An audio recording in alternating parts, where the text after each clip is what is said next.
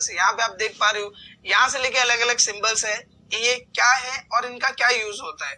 सबसे पहली बात आप ये जान लीजिए कि जो आपका कीबोर्ड है उसमें टोटल 104 बटन होते हैं। इसके साथ ही यहाँ पे जो ऊपर की कीज है, जो F1 से F12 कीज है, इसे फंक्शनल कीज बोला जाता है।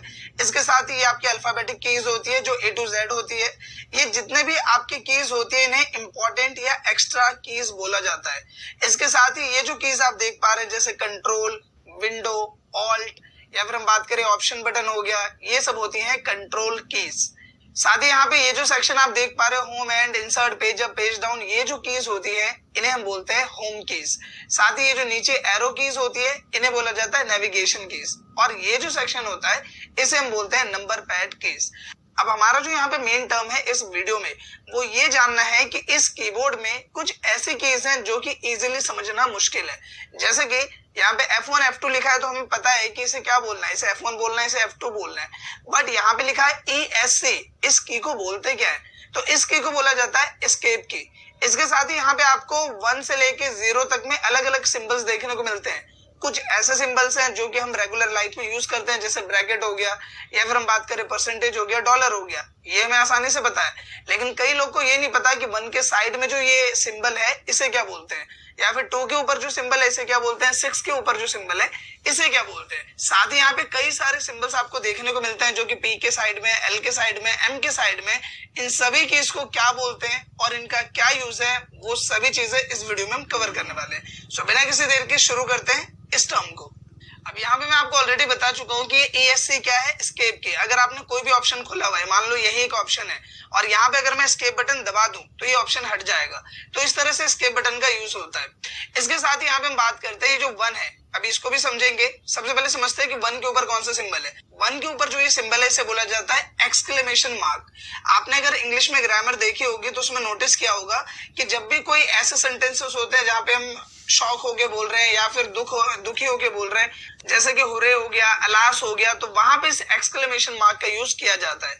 इसके बाद बात करते हैं 2 पे जो ये सिंबल है इसे क्या बोलते हैं, इसे बोलते हैं @ बेसिकली जब भी आप अपनी जीमेल आईडी वगैरह इंसर्ट करते होंगे तो वहां पे आपने इस @ का यूज देखा होगा। इसके बाद बात करते हैं 3 के ऊपर हैश।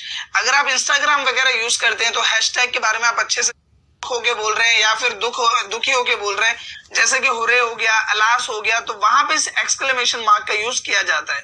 इसके बाद बात करते हैं 2 पे जो इसे क्या बोलते हैं, इसे बोलते हैं @ बेसिकली जब भी आप अपनी जीमेल आईडी वगैरह इंसर्ट करते होंगे तो वहां पे आपने इस @ का यूज देखा होगा। इसके बाद बात करते हैं 3 के ऊपर हैश। अगर आप इंस्टाग्राम वगैरह यूज करते हैं तो हैशटैग के बारे में आप अच्छे से जानते हैं। तो 3 के ऊपर जो ये सिंबल आपको दिख रहा है ये है हैश सिंबल। इसके बाद बात करते हैं 4 के ऊपर जो ये सिंबल है, बहुत ही कॉमन है और ये है डॉलर। सो नॉर्मली अगर आप करेंसी को रिप्रेजेंट कर रहे हैं तो हम इस सिंबल का यूज करते हैं। इसके बाद बात करते हैं कि 5 के ऊपर जो ये सिंबल है इसे क्या बोलते हैं। 5 के ऊपर जो ये सिंबल है इसे हम बोलते हैं परसेंटेज, और 6 के ऊपर जो ये सिंबल है इसे हम बोलते हैं कैरेट सिंबल। नॉर्मली जब आप वगैरह यूज किया होगा तो वहां पे आपने इस सिंबल का यूज काफी हद तक देखा होगा, जिसका यूज हम रेफरेंस या जंप अप करने के लिए करते हैं। इसके बाद बात करते हैं 7 के ऊपर जो ये सिंबल है वो क्या है, वो है एंड सिंबल, और इसका यूज आपको अच्छे से पता है। जो हम AND एंड लिखते हैं जिसका मतलब और होता है, तो उसी चीज को हम इस सिंबल के थ्रू डिनोट करते हैं। इसके बाद हम बात करते हैं 8 के ऊपर जो ये सिंबल है इसे बोला जाता है एस्टेरिस्क सिंबल, जिसका यूज होता है मल्टीप्लाई करने के लिए। 9 के ऊपर जो सिंबल है वो है स्टार्टिंग ब्रैकेट, और 0 के ऊपर जो सिंबल है वो है क्लोजिंग ब्रैकेट। ये दोनों जो ब्रैकेट है इन्हें बोला जाता है स्मॉल ब्रैकेट, क्योंकि ब्रैकेट के भी कई टाइप होते हैं। जो ये वाले ब्रैकेट है वो स्मॉल है, जो ये वाले ब्रैकेट हैं जो आप यहाँ पे देख पा रहे हैं वो होते हैं मिडिल ब्रैकेट, और जो ये वाले ब्रैकेट्स है मिडिल के नीचे इसे हम बोलते हैं large bracket. So I hope कि ये टर्म आपको क्लियर हो गई होगी। अब इसके बाद बात करते हैं इस की जो यहाँ पे आप देख पा रहे हो 0 के साइड में, यहाँ पे आपको 2 डैश नजर आ रहे हैं, एक छोटा डैश है, एक बड़ा डैश है। दोनों के बारे में बताता हूँ। यहाँ पे एक यूज होता है हाइफन के लिए। हाइफन यूज होता है जब भी सेंटेंस आपका एंड में कोई वर्ड है जो कि काफी बड़ा है और वो वर्ड वहां पे प्रॉपर आ नहीं पा रहा, तो आपने देखा होगा वहां छोटी सी लाइन आ जाती है, जैसे पार्टिकुलरली है तो पार्टी ऊपर आ गया और कुलरली नीचे आ रहा है, और उन दोनों को एक ही में दिखाने के लिए हम वहां पे एक डैश देते हैं, उस डैश को हाइफन बोला जाता है। दूसरा यहाँ पे जो सिंबल है वो है अंडरस्कोर।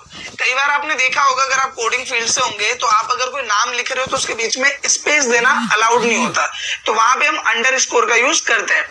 इसके अलावा हम बात करें यहाँ पे, तो इसके बारे में आपको अच्छे से पता है, जो इक्वल के ऊपर है वो है प्लस, एडिशन, और जो नीचे है वो क्या है, इक्वल। तो इन दोनों के बारे में आपको अच्छे से पता है। अब दोस्तों इनके बारे में तो मैं बता ही चुका हूँ। जो पी के साइड में है, पहला यहाँ पे जो ये वाले ब्रैकेट है वो मिडिल ब्रैकेट है और नीचे वाले लार्ज ब्रैकेट है। यहाँ पे बात करते हैं, दो आपको यहाँ पे बार नजर आ रहे हैं जो कि यहाँ पे आप देख पा रहे हो। तो एक को बोला जाता है वर्टिकल बार, जो कि आप बिल्कुल यहाँ सीधा देख पा रहे हो, और जो यहाँ पे बैंड हो गया है उसको बोला जाता है स्लैश। तो बेसिकली इसको फॉरवर्ड स्लैश बोला जाता है, इसे बैकवर्ड स्लैश बोला जाता है, जो कि ऑब्लिक होता है। तो आप यहाँ पे देख पा रहे हो, तो ये क्या है हमारा फॉरवर्ड स्लैश। एल के साइड में जो सिंबल है, तो ये जो आप दो डॉट देख पा रहे हो ये होता है कॉलन, और यहाँ पे नीचे में जहाँ पे एक डॉट है और एक यहाँ पे सिंपल कोमा जैसा ऑप्शन है, तो इसे बोला जाता है सेमीकोलन। ऊपर वाला कॉलन, नीचे वाला सेमीकोलन। इसके साइड में अगर हम देखें तो यहाँ पे दो आपको पॉइंट नजर आ रहे हैं, तो इसे बोला जाता है डबल क्वाड्स। इसका यूज आपने ज्यादातर देखा होगा, बहुत जगह आप देख सकते हो इसका। अगर हम कोडिंग के फील्ड में बात करें या फिर और भी जगह हम बात करें, तो डबल क्वाड्स का यूज बहुत ज्यादा होता है। नीचे में जो आप देख पा रहे हो वो एपिस्ट्रॉफ है। आपने देखा होगा अगर आप फादर्स नेम लिख रहे हो, तो जो फादर्स आप लिखते हो फादर, और उसके बाद आता है एपिस्ट्रॉफ, और फिर आप एस लिखते हो। तो ये जो आपको नीचे में एक सिंगल सा यहाँ पे दिख पा रहा है, इसे हम बोलते हैं एपिस्ट्रॉफ। सो आई होप कि ये पोर्शन भी आपको क्लियर हो गया होगा। इसके नीचे में यहाँ पे आते हैं एम के साइड में, तो ये आपको पता ही है क्या है, ये है लेस देन, और नीचे में है कोमा, और ये है ग्रेटर देन, और ये है ग्रेटर देन, नीचे में क्या है फुल स्टॉप। इसके बाद यहाँ पे हम बात करते हैं, तो ये ऊपर में क्वेश्चन मार्क है और नीचे में क्या है ऑब्लिक। इसके बाद यहाँ पे एक की और थी जिसका यूज मुझे आपको बताना है, जो कि 1 के साइड में। तो बेसिकली यहाँ पे जो आप ऊपर देख पा रहे हो इसे बोलते हैं टिल्ट। बेसिकली इसका यूज आपने देखा होगा मैथ में, जहां पे आपका एक चैप्टर होगा इक्वल के ऊपर आपने इस सिंबल को देखा होगा, तो इसे टिल्ट बोलते हैं, वहां पे इसका यूज होता है। इसके अलावा कई ऐसे लैंग्वेजेस है जैसे जापानीज हो गए, स्पेनिश हो गई, वहां पे भी इसका यूज है। तो एक सिंबल के तौर पे आप इसे डिनोट कर सकते हो, जो कि अलग अलग पोर्शन पे यूज होता है। इसके नीचे में जो आपको सिंबल नजर आ रहा है ये है बैक क्वार्टे। जैसे आप यहाँ पे देख पा रहे हो, डबल क्वार्ट के नीचे जो है